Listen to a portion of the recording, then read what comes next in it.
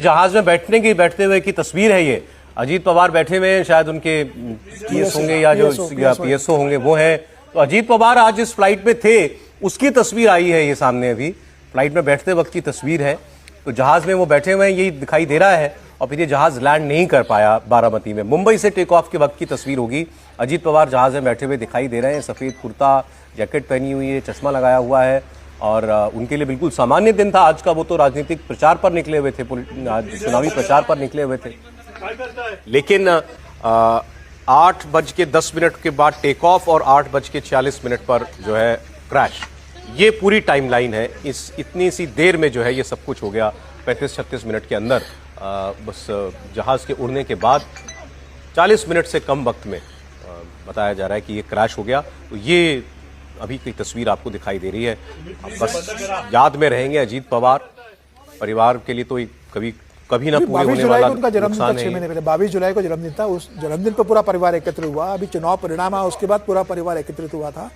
तो कोई कल्पना नहीं कर सकता कि घर का एक आधार स्तंभ, पार्टी का इतना बड़ा नेता, महाराष्ट्र का उप मुख्यमंत्री, 66 साल की उम्र थी और बहुत ज्यादा एक्टिव थे। मतलब 18 से 19 घंटे वो लगातार काम करने वाले नेता रहे। बारामती बहुत कम आना होता था उनका। लगातार वो मुंबई का दौरा, महाराष्ट्र का दौरा करते रहते थे। मुंबई में लगातार काम करते थे।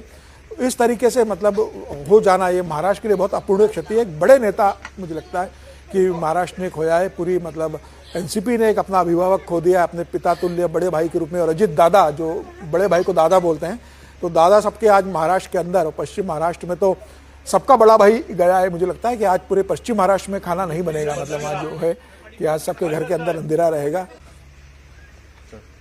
बहुत बड़ी लॉस है और कहा जा सकता है कि इसकी भरपाई नहीं की जा सकती। कम से कम अभी तो नहीं दिख रहा है कोई भी पार्टी के अंदर कोई भी बड़ा नेता ऐसा नहीं दिख रहा है जो अजित पवार का स्थान जो है, वो रिक्त स्थान जो है वो ले सके। आने वाले दिनों में ये देखना बहुत दिलचस्प होगा कि महाराष्ट्र की राजनीति में मोड़ के कई मोड़ आते हैं। कौन से मोड़ की तरफ किस तरफ ये जो है वो एनसीपी का ये घड़ा खास करके निकल करके जाता है। क्या ये दोनों पवार परिवार जो बिखर गए हैं वो दोनों क्या एक साथ होंगे और या फिर दोनों की राहें जुदा जुदा ही अभी तो दुख में पूरा परिवार एक साथ है। लेकिन हाँ, मैंने कहा ना कि ये श्मशान का वैराग्य का समय होता है। इसमें आप समूचा साथ खड़े होते हैं, लेकिन 12वीं और 13वीं के बाद जो होते हैं राजनीति की लकीरें अपनी अपनी जगह खिंच जाती हैं। तो यही देखना दिलचस्प होगा कि आने वाले 10-12 दिनों के पश्चात, एक आध महीना के पश्चात महाराष्ट्र की राजनीति किस ओर करवट बदलती है। तो ये अभी की तस्वीर, 2 तस्वीरें अभी स्क्रीन पर हैं आपके। अजीत पवार जब जहाज में बैठे थे तब की तस्वीर, बल्कि 3 तस्वीरें।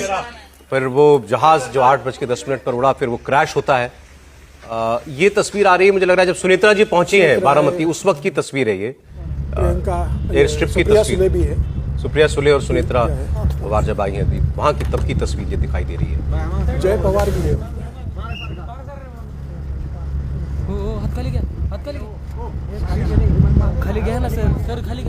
एयरपोर्ट पर अब से थोड़ी देर पहले जब अजीत पवार का परिवार पहुंचा, उनकी पत्नी पहुंची, सुप्रिया सुले पहुंची, उनकी बहन दिल्ली से, क्योंकि आज बजट सत्र का की शुरुआत हो रही है, तो वो वहां पहुंची। तब की तस्वीर आप देख रहे हैं। और शरद पवार मुंबई से, चूंकि उनको आना था नजदीक से, तो वो थोड़ा और पहले पहुंच गए थे। आप ये देखिए, अब ये भी कैसी बात है कि इसी एयर स्ट्रिप पर लैंड करते हुए क्रैश हुआ और इसी एयर स्ट्रिप पर पूरा परिवार लैंड हो भी रहा है, सकुशल सब आ रहे हैं। अब यही नियति है, इसके आगे किसी का वश नहीं चलता। एक तरफ आप दिखा रहे हैं कि वो प्लेन में बैठे हैं, अपनी सपनों, अपनी राजनीतिक महत्वाकांक्षाओं, राजनीतिक रणनीति की उड़ान पर चल रहे हैं, और वो उड़ान कहाँ जाके क्रैश होती है वो हमने देख लिया। तो इस नियति के सामने सब हार जाते हैं। और मुझे लगता है कि ये एक सबक भी है हम लोगों के लिए। जैसा कि पवार परिवार के संदर्भ में बात हो रही थी कि तमाम विरोधाभासों के बावजूद, तमाम मतभेदों के बावजूद कटुता को जीवन में स्थान नहीं देना चाहिए, उससे बचना चाहिए। जो करें अपने पुरुषार्थ से करें, अपनी राह पर करें, जो करना है करें, अपना योगदान दें, लेकिन कटुता से बचने की कोशिश करनी चाहिए। बात हो रही थी एनसीपी की और एकता की, तो एनसीपी की एकजुटता पवार परिवार के राजनीतिक प्रासंगिकता के लिए जरूरी तो है ही है कि एनसीपी रिलेवेंस बनी रहे, तभी पवार परिवार की रिलेवेंस पॉलिटिक्स में रहेगी। लेकिन मुझे लगता है कि एनसीपी का रेलेवेंस बना रहना महाराष्ट्र में बीजेपी के लिए और देवेंद्र फडणवीस की सरकार के लिए भी जरूरी है, क्योंकि एक